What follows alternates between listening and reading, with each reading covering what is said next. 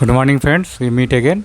This is a tutorial series of becoming expert from beginner. This is tutorial 2, part 2. In this continuation tutorial, I will be explaining each and every button of STAAD so that you can easily model your structure, give load, and analyze it. So, without wasting time, let's start, friends.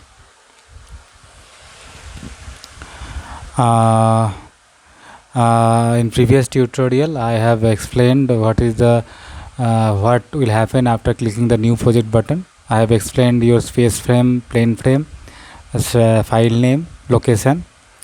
Now after giving all this input, if you left click on this next button, you will this may happen if you try to overwrite the existing file. That means in your folder already structure a folder in stat file is there with the name of structure1. So change the name. Say I want to rename the structure as TR1. Let's rename it. Let's name it TR1. Okay. Then left click on the next button. After clicking on the next button, what will happen? Another window will appear. You can able to see another window will appear. In this window you will have 6 options: add beam, add plate, add solid, open structure wizard, open STAAD wizard, open STAAD editor, and edit job information. What are the meaning of these buttons? Add beams doesn't mean the flexural beam generally we use in our structural analysis terms. Beams here means frame element. That means in add beam environment you can model a frame. You don't need to specify. You must not be confused with this option with our flexural beam term. So if you want to model a frame type of structure, you go for add beam option. Thereafter you have add plate option. What does it means? If you say want to model a concrete deck, if you want to model a pit, you want to model a floor, concrete floor, you want to model a hopper, this add plate option will help you. This will create plate elements which are you can specify them as concrete elements. So these are helpful for concrete modeling. Then you add solid option. This is a 3D element. It is normally not used in structure, but I will be explaining later about this.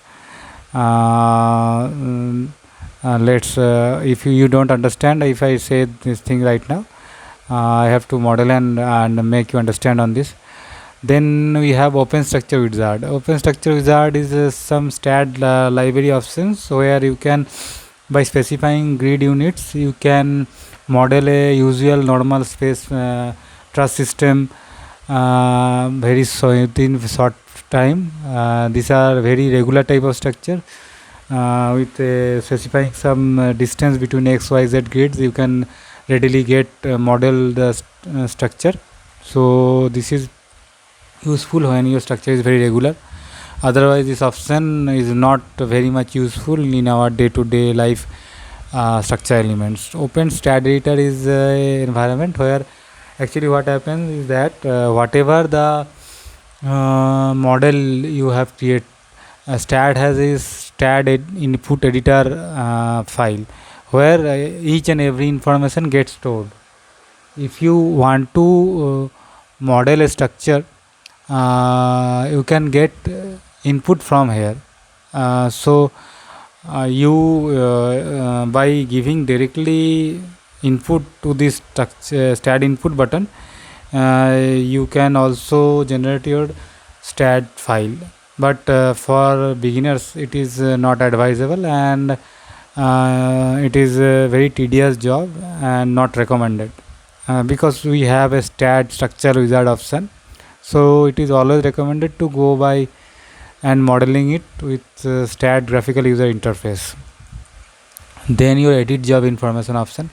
In this option, you will be directly prompted to your general file, where you can give input each and every information about your project, and after that you can go to geometry and model the structure.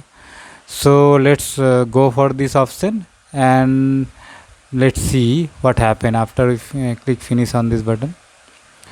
I have showed you these things in my simply supported beam model. This type of window will appear in front of you, and in this window you have to give option for each and every button. You can able to see here job, client, job name, revision, part, reference, file, engineer's name, each and every comment. These things can be given input, and this all things will be stored in a STAAD file. So for this remaining part, go for my next tutorial. Thank you again, and stay safe.